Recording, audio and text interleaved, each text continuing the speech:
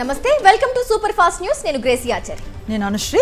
వివరాలకు వెళదాం. గుంటూరులో కిడ్నాప్ కలకలం రేగింది. వ్యాపారవేత్త మాదాల శ్రీనివాస్ ను కిడ్నాప్ చేసేందుకు యత్నించారు. డిప్యూటీ స్పీకర్ రఘురామకృష్ణరాజు వర్గమే కిడ్నాప్ కు యత్నించిందని ఆరోపణలు వెల్లువెత్తుతున్నాయి. పట్టాభిపురం పిఎస్ లో ఫిర్యాదు చేశాడు వ్యాపారవేత్త శ్రీనివాస్. సాయంత్రం తమ ఇంటికి కొంతమంది వ్యక్తులు వచ్చారని, కిడ్నాప్ చేసేందుకు యత్నించారని శ్రీనివాస్ ఫిర్యాదు చేశారు. స్వయంగా డిప్యూటీ స్పీకర్ రఘురామకృష్ణరాజే తనకు ఫోన్ చేశారని, తాను పంపిన వాళ్లతో రావాలని బెదిరించారని శ్రీనివాస్ ఫిర్యాదులో తెలిపారు.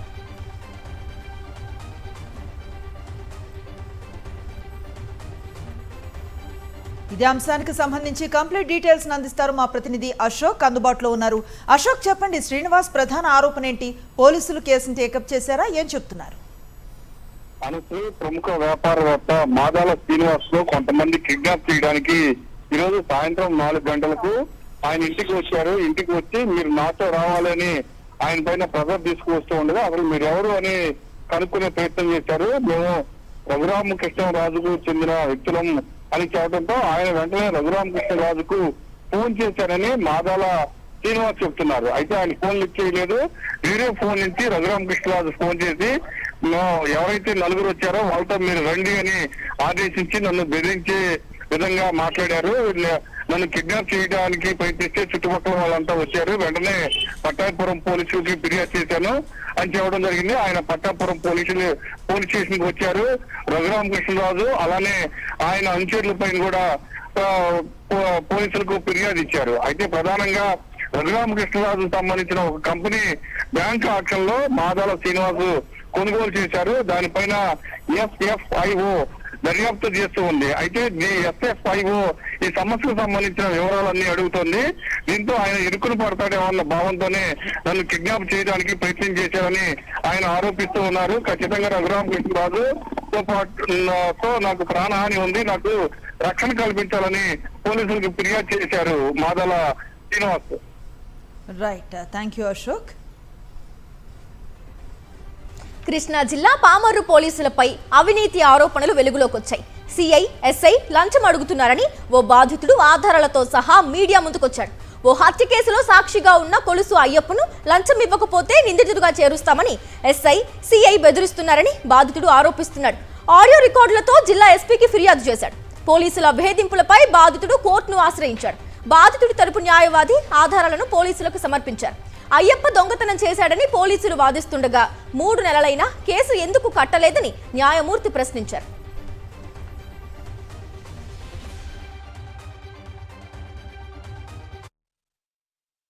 మా అత్తగారు పామర్లో నివాసం ఉంటుంది.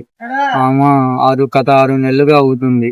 ఆ లాయన్కి తెలిసి గుప్తంగానే తల మీద రాడ్డు పెట్టి కుట్టి చంపేశాడు. పోలీసు వాళ్ళు ముద్దాయి కింద నన్ను సాక్షి కింద పెట్టారు. ఇక్కడ డబ్బులు కొట్టరామని, 20,000 ఉంటే 20,000 పట్టురామని, 1,00,000 ఉంటే 1,50,000 పట్టురామని, ఆ బంగారం పట్టురామని బాగా ఇబ్బంది చేసేస్తున్నారు. నన్ను పట్టుకురాకపోతే మా మత కేసులో ఇరికిచ్చేస్తాను అన్నాడు సార్. అది గోపీకృష్ణ. బంగారం నివాసం ఉండడానికి పెట్టుకున్నది. ఆ బంగారానికి నాకు ఎటువంటి సంబంధం లేదు. ఆ బంగారం ఇచ్చి రాకపోతే కానిస్టేబుల్, ఎస్ఐ గాని ఆ బంగారం ఇడిగించి రాకపోతే ముద్దాయి కింద నన్ను జైల్లో పెడతానన్నారు. అట్లానే టార్చర్ పెట్టారు, కొట్టారు. సిఐ కూడా నన్ను కొట్టాడు, డబ్బు చేసుకున్నాడు. 1,50,000 పట్టుకురా, లేకపోతే బంగారం ఇడిపించి రావాల్సిందే, లేకపోతే నేను ముద్దాయి కింద నేను దోషేస్తాను అని ఎస్ఐ గారు గట్టిగా బెదిరించాను. ఆల్రెడీ చెయ్యి కూడా చేసుకున్నారు 2 మాట నన్ను. అంత డబ్బులు లేవు సార్. మరి లేవు, నేనేం చేయాలి చెప్ప? బంగారం అడుగుతుంది, డబ్బులు అడుగుతుంది. అలాగే అది బంగారం ఇమ్మన్నారు. కాదు సార్, అంత డబ్బులు లేవు సార్.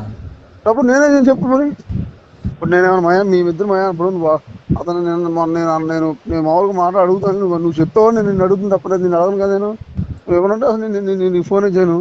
రేపు పొద్దున్న సీఏ గారు పిలిపించుకుంటారు, అలాల్సి చూస్తారు తప్ప నాకేం సంబంధం ఉండదు. ఇప్పుడు ఏదో మొన్న అడిగి చెప్పిన నా 2 రోజులు ఇప్పించేదాన్ని చెప్పండి, నేను చెప్పాను కాబట్టి ఆ మాట ప్రకారం అతను నన్ను అడిగాడు. కాదు సార్, కొంచెం ఏదో ఒకటి చేయండి సార్. కొంచెం ఏదో ఒకటి చేయండి సార్. ఏం చేయమన్నా చెప్పు. ఇప్పుడు సగం లేదు, సగం ఇప్పుడు ఏ చెవులీలు ఇడిపించి ఏమన్నా పంటలో ఇడిపిస్తానండి, మరి ఎక్కువ డబ్బు అని ఏదో నువ్వు చెప్పుకోవాలి. కానీ అసలే చెప్పదు ఎట్లాగా. ఇప్పుడు చెవులీలు ఉన్నాయంటారు, తాడు ఉన్నాయంట. 2 రోజులు 1,50,000, 1,20,000 అని చెప్పావు. వడ్డీ వేసి 1,50,000 అవుద్ది. అది కాదు సార్, 20,000 అయితే ఉన్నాయి సార్. అమ్మా, ఒక 20,000 అయితే ఉన్నాయి సార్. 20,000 ఎటు వస్తా చెప్పు, దేనికైనా ఉపయోగపడతాయా?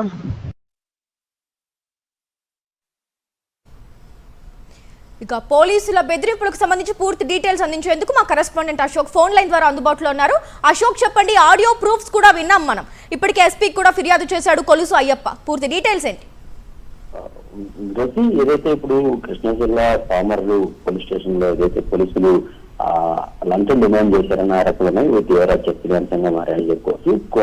3 నెలల క్రితం ఒక హత్య జరిగింది. ఆ హత్యకు సంబంధించి కొలుసు అయ్యప్ప అనే వ్యక్తిని సాక్షిగా పోలీసులు పేర్కొన్నారు. ఈ క్రమంలోనే అప్పటి నుంచి కూడా అతని వద్ద నుంచి కూడా లంచం కోసం దాదాపుగా 1,50,000 రూపాయలు ఇవ్వాలంటూ కూడా పామర్కి సంబంధించిన ఎస్ఐసీఏ కావచ్చు, మిగిలిన పోలీసు సిబ్బంది కూడా అతన్ని డిమాండ్ చేస్తున్నారని బాధితులు చెప్తున్న కథనం ప్రకారం మనకు తెలుస్తుంది. ప్రధానంగా ఈ కేసుకు సంబంధించి ఎవరైతే హతురాలు చనిపోయిన మహిళ ఎవరైతే ఉందో ఆమె ఒక కొంత బంగారాన్ని వేరే చోట తాకట్టు పెట్టింది. అయితే ఆ బంగారానికి సంబంధించిన తాకట్టు విడిపించాలి. అదే సమయంలో ఈ కేసుకు సంబంధించి 1,50,000 రూపాయలు తనకి ఇవ్వాలి. ఇవ్వకపోతే కనుక ఖచ్చితంగా ఈ కేసులో తనను నిందితుడిగా ఇరికిస్తామంటూ కూడా పోలీసులు తనను బెదిరిస్తున్నారని అయ్యప్ప చెప్తున్నాడు.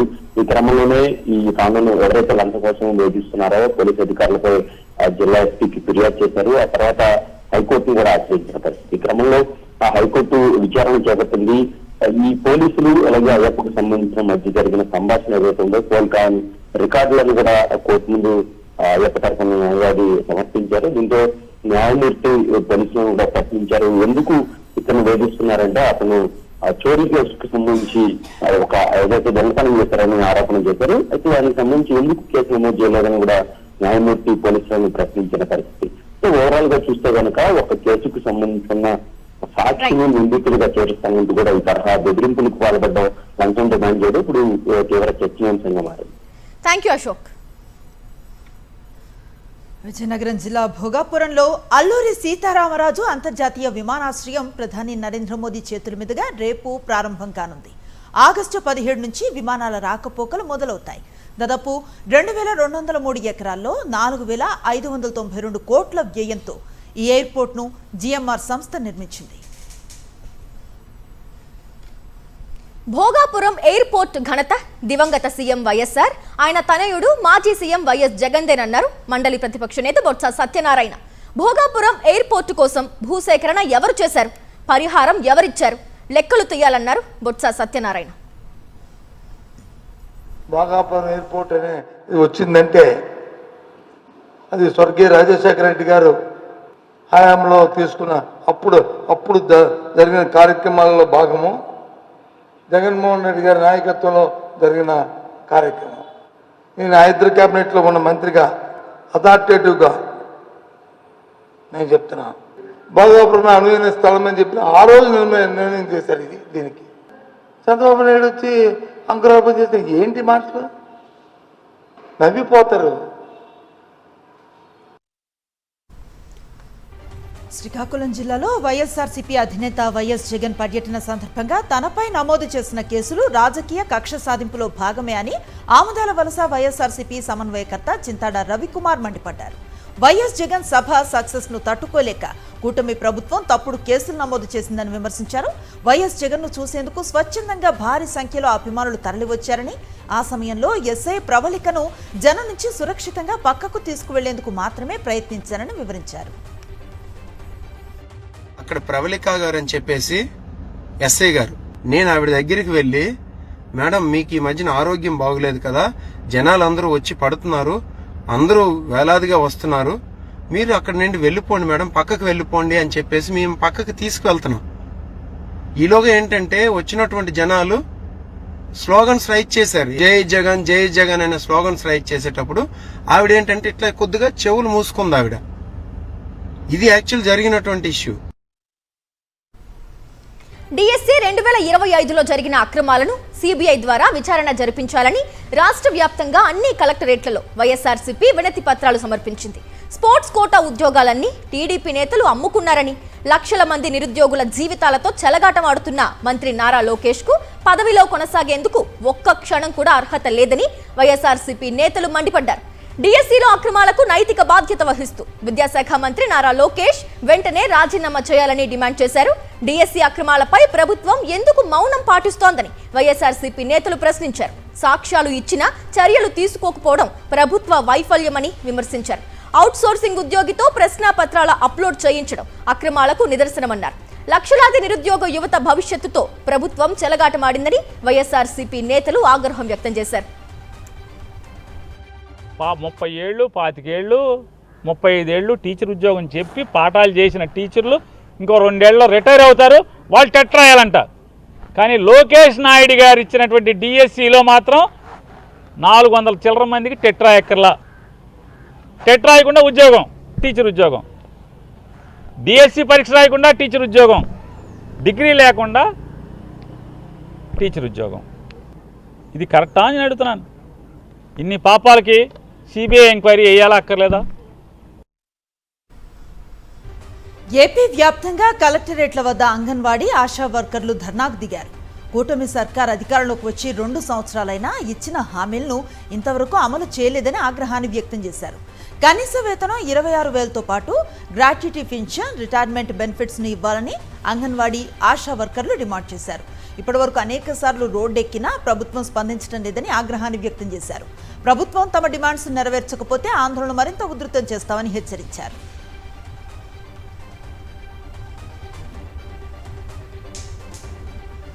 వైఎస్ ఆనంద్ రెడ్డి పార్థివ దేహానికి మాజీ ముఖ్యమంత్రి వైఎస్ జగన్మోహన్ రెడ్డి దంపతులు నివాళులర్పించారు. కుటుంబ సభ్యులను ఓదార్చి ధైర్యం చెప్పారు. ఆనంద్ రెడ్డి వైఎస్ జగన్మోహన్ రెడ్డికి వరుసకు పెదనాన్న. కొంతకాలంగా వృద్ధాప్య సమస్యలతో బాధపడుతూ పులివెందులలో తుది శ్వాస విడిచారు ఆనంద్ రెడ్డి. ఆయన మరణ వార్త తెలుసుకున్న ఎంపీ అవినాష్ రెడ్డి, ఇతర పార్టీ నేతలు ఆయన భౌతిక కాయానికి నివాళులర్పించారు. ఆనంద్ రెడ్డి నేత్రాలను దానం చేయాలని ఆయన కుటుంబ సభ్యులు నిర్ణయించుకున్నారు.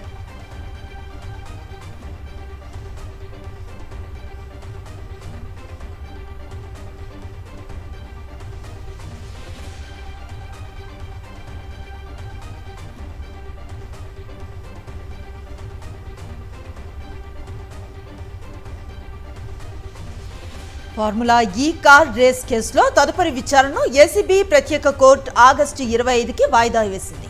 ఈ కేసులో A1గా ఉన్న బీఆర్ఎస్ వర్కింగ్ ప్రెసిడెంట్ కేటీఆర్తో పాటు ఐఏఎస్ అరవింద్ కుమార్, హెచ్ఎండిఏ మాజీ chief engineer BLN Reddy Nampally కోర్టుకు హాజరయ్యారు. ఈ కేసులో FEO సంస్థకు 55 కోట్ల నిధులు బదిలీ జరిగాయని, ఇందులో క్విడ్ ప్రోకో జరిగిందని ఏసీబీ అభియోగాలు మోపింది. అయితే ఇందులో అవినీతి జరగలేదని, అంతా చట్టబద్ధంగానే జరిగింది అంటున్నారు కేటీఆర్. ఏపీలో ప్రత్యేక సమగ్ర సవరణ ముసాయిదా ఓటరు జాబితా విడుదలైంది. 3.71 కోట్ల మంది ఓటర్లు తమ ఎన్యూమరేషన్ ఫారాలు సమర్పించారని సీఈఓ వెల్లడించారు. మొత్తం 4.16 కోట్ల ఓటర్లలో 89.22% మంది ఫారాలు ఇచ్చారు. 15.22 లక్షల మందిని మృతులుగా గుర్తించారు. 22.30 లక్షల మంది శాశ్వతంగా మారినట్లు నిర్ధారించారు. 7.37 లక్షల మంది పేర్లు 2-3 చోట్ల నమోదైనట్లు తెలిపారు. 1 కంటే ఎక్కువ చోట్ల ఓటు ఉన్న వారి పేరు ఒకే చోట కొనసాగించారు. నిజమైన ఓటర్లు ఫామ్ 6తో మళ్లీ నమోదు చేసుకునే అవకాశం ఉంది. జూలై 31 నుంచి ఆగస్టు 30 వరకు అభ్యంతరాలను స్వీకరించి అక్టోబర్ 3న తుది ఓటరు జాబితా ప్రకటించనున్నారు. ఉమ్మడి పశ్చిమ గోదావరి జిల్లాలో ఆగస్టు 5న వైఎస్ జగన్మోహన్ రెడ్డి పర్యటన నేపథ్యంలో జంగారెడ్డిగూడెంలో చింతలపూడి, పోలవరం నియోజకవర్గాల సన్నాహక సమావేశం జరిగింది. కార్యక్రమంలో ఉమ్మడి పశ్చిమ గోదావరి జిల్లా పరిశీలకులు గుడివాడ అమర్నాథ్, వైఎస్ఆర్సీపీ ముఖ్య నేతలు పాల్గొన్నారు. పొగాకు రైతులు పడుతున్న ఇబ్బందులను ప్రభుత్వం దృష్టికి తీసుకురావడం కోసం వైఎస్ఆర్సీపీ పోరాటం చేస్తుందన్నారు. చిత్తూరు జిల్లా కుప్పం నియోజకవర్గంలో ఆరిమానపేట గ్రామంలో తాగునీటి కష్టాలు తీర్చాలని మహిళలు రోడ్డెక్కారు. సీఎం చంద్రబాబు ప్రాతినిధ్యం వహిస్తున్న నియోజకవర్గంలోనే తాగేందుకు నీరు లేదంటూ ఖాళీ బిందెలతో రోడ్డుపై బైఠాయించి గ్రామస్తులు నిరసన తెలిపారు. గత 15 రోజులుగా తాగునీరు అందడం లేదని వారు వాపోయారు. సీఎంగా చంద్రబాబు ఉండి తమకు ఏం ప్రయోజనం? కుప్పం ప్రజలు ఇలా ఆగ్రహం వ్యక్తం చేస్తున్నారు. కూటమి ప్రభుత్వ నిర్లక్ష్యం, అధికారుల మధ్య సమన్వయ లోపంతో ఈ ఖరీఫ్ సీజన్లో కోనసీమ రైతాంగం తీవ్ర ఇబ్బందులు ఎదుర్కొంటోంది. గోదావరిలో సరిపడ నీరు ఉన్నప్పటికీ కాలువల్లో పూడికలు తీయకపోవటం, పంట బోదెలకు ఉన్న అడ్డంకులను తొలగించకపోవడంతో ఆయకట్టుకు నీరు సరఫరా కావటం లేదనే విమర్శలు వెల్లువెత్తుతున్నాయి. ఖరీఫ్ సీజన్ ప్రారంభమై 50 రోజులు దాటిపోయినా ఇప్పటి వరకు సాగునీరు సరఫరా చేయలేదని రైతులు వాపోతున్నారు. విజయనగరం జిల్లా ముసిడిపల్లి పంచాయతీ పరిధిలోని రైతులు ఆందోళనకు దిగారు. తమ గ్రామ అభివృద్ధిని అడ్డుకోవద్దంటూ నినాదాలు చేశారు. గతంలో పంచాయతీ అనుమతులతో ఎస్వీఎన్ యాజమాన్యం రహదారి నిర్మించిందని, ఆ రహదారిపై కొందరు స్వార్థపరులు చేసిన ఫిర్యాదులతో రెవెన్యూ అధికారులు రోడ్డును తవ్వేసే ప్రయత్నం చేస్తున్నారని మండిపడ్డారు.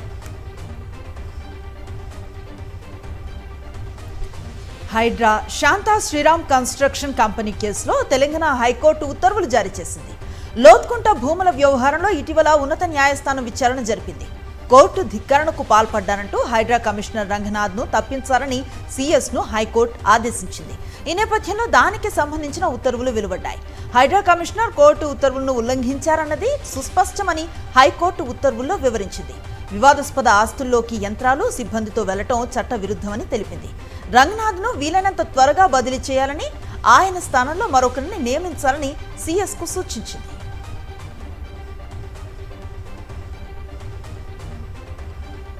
భద్రాచలం వద్ద గోదావరి ఉగ్రరూపం దాల్చింది. 2వ ప్రమాద హెచ్చరిక దాటి ప్రవహిస్తోంది గోదావరి. ప్రస్తుతం 50 అడుగులు దాటింది గోదావరి నీటి మట్టం.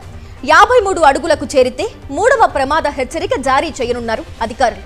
ఎగువ నుంచి గోదావరిలోకి వస్తున్న 12,50,000 క్యూసెక్కుల వరద నీరు వస్తున్నట్లు అధికారులు చెప్పారు. పర్ణశాల పుణ్యక్షేత్రం జల దిగ్బంధంలో ఉంది. పర్ణశాలలోని సీతమ్మవారి నారచీరల ప్రాంతం, శ్రీరాముని సింహాసనం నీట మునిగాయి. సీతమ్మవారి విగ్రహం పూర్తిగా వరద నీటిలో చిక్కుకుంది. గోదావరి ప్రాంత ప్రజలకు అధికారులు హెచ్చరికలు జారీ చేశారు. సురక్షిత ప్రాంతాలకు తరలి వెళ్లాలని అధికారులు సూచించారు.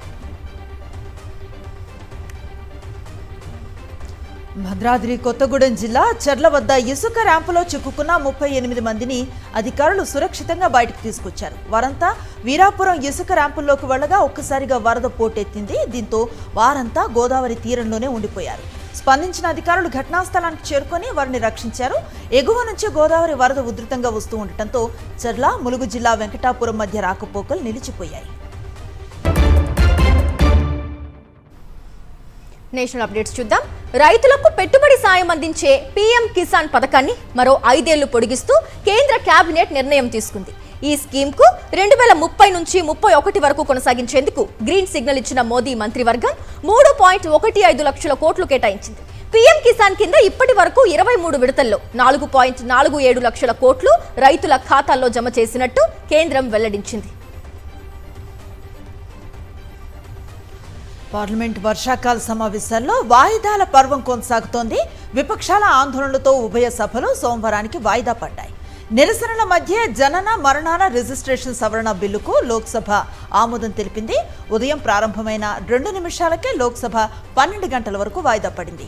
విద్యార్థులపై లాఠీ చార్జ్, పిల్లెట్స్ ఉపయోగించడాన్ని నిరసిస్తూ విపక్షాలు నినాదాలు చేశాయి. కేంద్ర హోంమంత్రి అమిత్ షా సభకు వచ్చి సమాధానం చెప్పాలని ఇండియా కూటమి ఎంపీలు డిమాండ్ చేశారు. అటు అయోధ్య రామ మందిరంలో విరాళాల చోరీపై సమాజ్వాదీ పార్టీ ఎంపీలు నినాదాలు చేశారు. అయోధ్య రామ మందిరంలో విరాళాల చోరీ వ్యవహారంపై సమాజ్వాదీ పార్టీ ఎంపీలు వినూత్నంగా నిరసన తెలిపారు. పార్లమెంటు ప్రాంగణంలో చందా చోరీ స్కిట్ ప్రదర్శించారు. మైన్పూర్ ఎంపీ డింపుల్ యాదవ్, అయోధ్య ఎంపీ అవధేష్ ప్రసాద్ తదితరులు ఇందులో పాల్గొన్నారు. చందా చోరీకి వ్యతిరేకంగా వారు నినాదాలు చేశారు. అయోధ్య రామాలయంలో విరాళాల చోరీపై పార్లమెంట్లో చర్చించాలని డిమాండ్ చేశారు.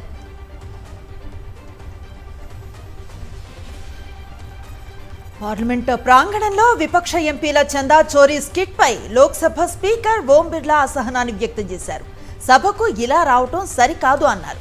స్వతంత్ర ఎంపీ పప్పు యాదవ్ కాషాయ వస్త్రధారణలో రావటం పైన స్పీకర్ పరోక్షంగా స్పందించారు. పార్లమెంట్ లోపల వెలుపల సభా పవిత్రత, గౌరవాన్ని పరిరక్షించడం సభ్యుల బాధ్యత అంటూ సున్నితంగా మందలించారు.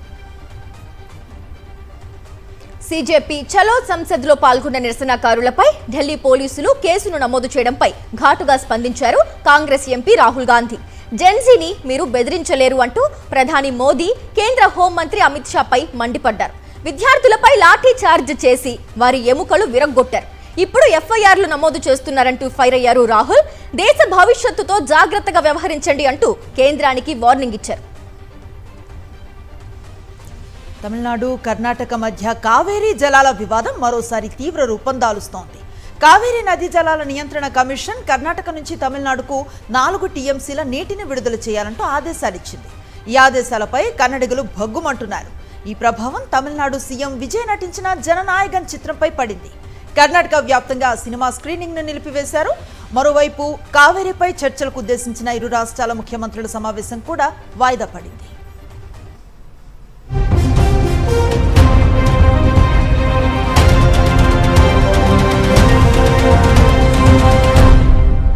ఎత్తైన ప్రాంతాల్లో సరిహద్దు గస్తీ, భద్రత, రవాణా వంటి కార్యకలాపాలను బలోపేతం చేసుకునే దిశగా చైనా కీలక ముందడుగు వేసింది.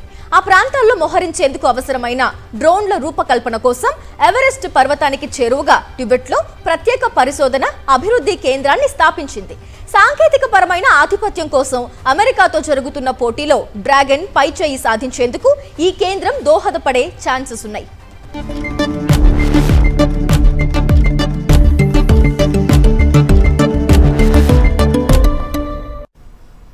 Moving on to business updates. దేశీయ స్టాక్ మార్కెట్ సూచీలు లాభాల్లో ముగిశాయి. అంతర్జాతీయ మార్కెట్ల నుంచి సానుకూల సంకేతాలు, క్రూడ్ ఆయిల్ ధరలు తగ్గుముఖం పట్టడంతో వరుసగా 3వ రోజు రాణించాయి. ముఖ్యంగా ఆటో, ఫైనాన్షియల్ స్టాక్స్ లో కొనుగోళ్ల మద్దతు సూచీలకు కలిసొచ్చింది. సెన్సెక్స్ 166 పాయింట్లు లాభపడగా నిఫ్టీ 24,300 ఎగువన స్థిరపడింది.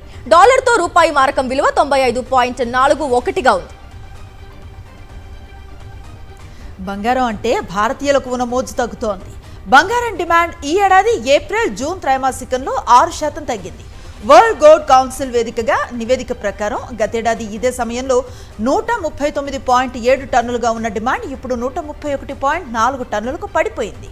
పెరిగిన బంగారం ధరలు, కస్టమ్స్ డ్యూటీ భారం, సీజనల్ మార్పులు కొనుగోళ్లపై ప్రభావాన్ని చూపించాయి.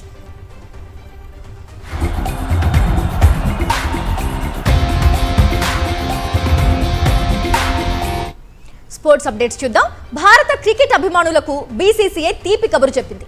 జస్ప్రీత్ బుమ్రా ఫిట్నెస్ విషయంలో నెలకొన్న సందిగ్ధత తొలగింది. గాయం నుంచి పూర్తిగా కోలుకున్న అతను ఫిట్నెస్ టెస్ట్లను క్లియర్ చేశాడు. ఇప్పటికే స్క్వాడ్ లో ఉన్న అతడు శ్రీలంకతో టెస్ట్ సిరీస్ కు అందుబాటులో ఉంటాడని బీసీసీఐ అధికారికంగా వెల్లడించారు. ప్రపంచ టెస్ట్ ఛాంపియన్షిప్ ఫైనల్ కు చేరుకోవాలంటే ఈ సిరీస్ ను క్లీన్ స్వీప్ చేయాల్సిన అవసరం ఉన్న నేపథ్యంలో బుమ్రా ఆడటం భారత్ కు అత్యంత కీలకం. కామన్వెల్త్ గేమ్స్ 2026లో మహిళల డిస్కస్ త్రో విభాగం సీమా కలిరామన్ కాంస్య పతకాన్ని సాధించింది. 3వ రౌండ్లో 58.65 మీటర్లు విసిరిన సీమాను కాంస్యం వరించింది. హర్యానాకు చెందిన 27 ఏళ్ల సీమా కేవలం అథ్లెట్ మాత్రమే కాదు, ఫిజికల్ ఎడ్యుకేషన్లో పీహెచ్డీ చేసిన చదువుల తల్లి. చదువు, క్రీడలను బ్యాలెన్స్ చేస్తున్న ఆమె అమ్మగా మారిన కేవలం 11 నెలల వ్యవధిలోనే డిస్కస్ త్రో పోటీలకు సిద్ధమైంది. కామన్వెల్త్ గేమ్స్ లో తప్పకుండా పథకం సాధిస్తానన్న అందరి అంచనాలకు తగ్గట్లుగానే కాంస్యం దక్కించుకొని సత్తా చాటింది. సినీ నటి రష్మిక మందన గాయపడ్డారు. సినిమా షూటింగ్ లో భాగంగా ఓ పాటకు డాన్స్ చేస్తుండగా ఈ ఘటన చోటు చేసుకుంది.